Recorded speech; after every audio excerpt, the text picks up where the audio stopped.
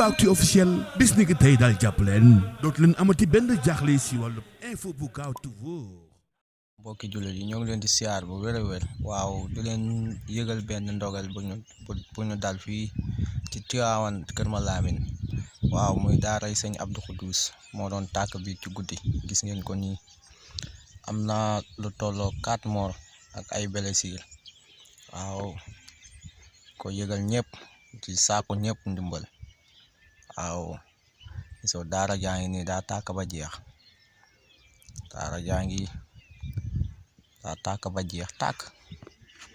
tàkk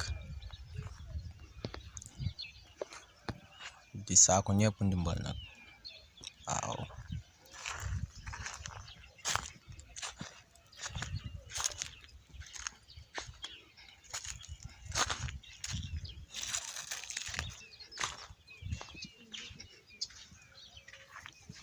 teeru yaa ngi noonu